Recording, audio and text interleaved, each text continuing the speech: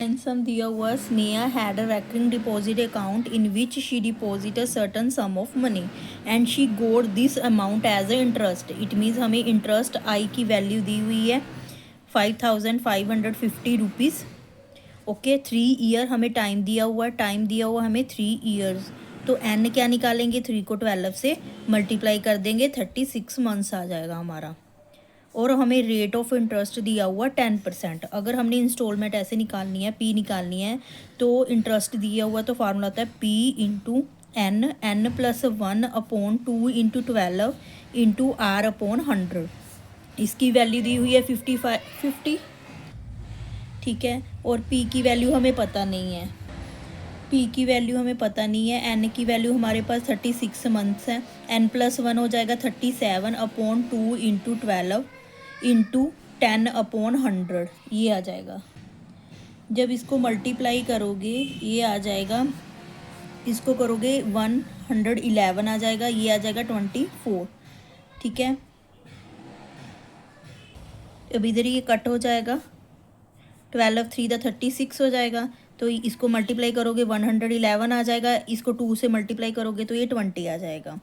ठीक है. इसकी ये वैल्यू आ गई. अब इसके बाद पी की वैल्यू क्या हो जाएगी, पी की वैल्यू हो जाएगी 5550 इंटू 20/11. ठीक है. 11 नहीं 111. जब इसको काटोगे तो ये 5 आ जाएगा, 50 5 2 10 10 1000 रुपीज़. ये हमारी मंथली इंस्टॉलमेंट होगी. सेम वैसा ही क्वेश्चन है. Ruby has recurring deposit account ₹400 per month दे रहा है. पी की वैल्यू हमें पता है कि ₹400 है. ठीक है. Per month 10% rate of interest पे दे रहा है. She gets the majority. ये एम की वैल्यू दी हुई है. ठीक है. ये दी हुई है 30,100. Find the total time in which the account was held. Time हमने मतलब हमने एन निकालनी है, एन फाइंड करनी है. तो इसका फार्मूला होता है मेजोरिटी जो दी हुई है P into N plus P into N plus 1/2 into 12 into 10/100. इसका 100 से ये 100 कट जाएगा, ये 2 2 दा 4 आ जाएगा. ठीक है. 2 6 दा 12. अब इसके बाद इसकी वैल्यू आ जाएगी 30,100 इंटू 400 प्लस इसको मल्टीप्लाई करोगे 10 एन प्लस 1/6 आ जाएगा. जब इसको सॉर्ट आउट करोगे तो इसको सॉर्ट आउट करके क्या आ जाएगा 10n² प्लस 10n. ठीक है. ये 6 क्या है, 6 को अब हमने हटाना है, /6 आ जाएगा. ठीक है. अब इसको क्या करोगे, मल्टीप्लाई करोगे, मल्टीप्लाई बाय 6. ठीक है. 6 इधर आ जाएगा, इसके साथ मल्टीप्लाई हो जाएगा. इसको मल्टीप्लाई करोगे तो 1,80,600 आ जाएगा. ठीक है. इधर आ जाएगा 2400 एन प्लस ये ऐसे ही रह जाएगा 10n² प्लस 10n. अब इसको एज इक्वेशन ले लो, 10n² plus 2410n minus 1,80,600 equal 0. जब आप इस इक्वेशन को सॉर्ट आउट करोगे तो ये आ जाएगा. अब देखो 10 को निकाल लो, क्लियर कर लो, 10 से डिवाइड कर दो, डिवाइडेड बाय 10. 10 से करोगे तो यहाँ n² plus this one and ये आ जाएगा. अब इसकी हमने इक्वेशंस बना लेनी है, फैक्टर्स बना लेने हैं. ये आ जाएगा, इसके फैक्टर आ जाएंगे n plus 301 n minus 60 equal 0. n can't भी नेगेटिव, सो n की वैल्यू क्या आ जाएगी 60 मंथ्स और 5 ईयर्स. ठीक है. क्योंकि ये नेगेटिव नहीं हो सकती, ये प्लस में होगी, तो इसकी ये क्वेश्चन दिया है. अंकित started paying ₹400 per month in a 3 year recurring deposit account. ये पी दिया हुआ है, ये एन दिया हुआ है. ठीक है. After 6 months his sister Mridula started paying this amount is a P for Mridula and in this year this is a time for Mridula. The bank पे 10% पर सिंपल इंटरेस्ट फॉर बोथ. दोनों का इंटरेस्ट क्या है, 10% है. At majority who will get the more money and how much. दोनों की difference निकालना है. ठीक है. तो पहले अंकित के लिए निकाल लेंगे. अंकित के लिए हमें पी पता है, पी दी हुई है 400 रुपीज़. टी टाइम दिया हुआ है 3 ईयर्स, तो इसकी एन आ जाएगी 3 इंटू 12 इक्वल 36 मंथ्स आ जाएंगे।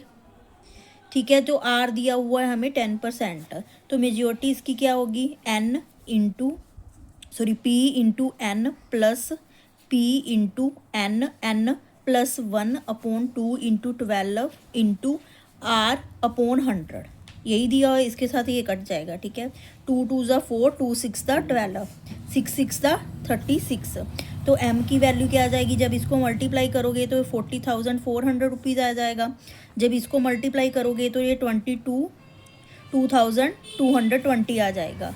इसकी अमाउंट आ गई मेजोरिटी की 16,620 रुपीज़। अब हमने निकालनी है इसके लिए मृदुला के लिए, ठीक है, उसकी सिस्टर के लिए। इसमें हमें पी दी हुई है ₹500, टाइम हमारा दिया है 2.5 ईयर, इसको हम मंथ्स में निकाल लेंगे तो ये आ जाएगा हमारा 30 मंथ्स। आर हमारे दोनों के लिए 10% दी हुई है। ठीक है, तो इसका जो हमारी मैच्योरिटी है वो निकालेंगे P into N plus P into N plus 1/2 into 12 into 10/100। ठीक है, इसकी वैल्यू ये आ गई, इसको इसके साथ कट कर दोगे ये आ जाएगा 2 1 ज़ा 2, 2 5 ज़ा 10, ठीक है, 2 6 ज़ा 12, 2 5 ज़ा 10, इसकी ये वैल्यू आ जाएगी।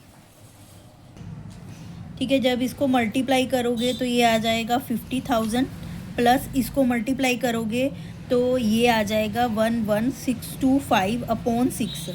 ठीक है, इसको मल्टीप्लाई डिवाइड करोगे तो इसकी वैल्यू आ जाएगी 1937.50, इसको प्लस करोगे तो ये आ जाएगा 60,937.50 रुपीज़। ये हमारा इसकी आ गई, मृदुला की आ गई। ठीक है, अब मृदुला के बाद अब हमारे पास हमने डिफरेंस फाइंड करना है। देखो मृदुला की इतनी है, ठीक है, उसकी इतनी है, तो ज़्यादा किसकी हुई, मृदुला की ज़्यादा हुई।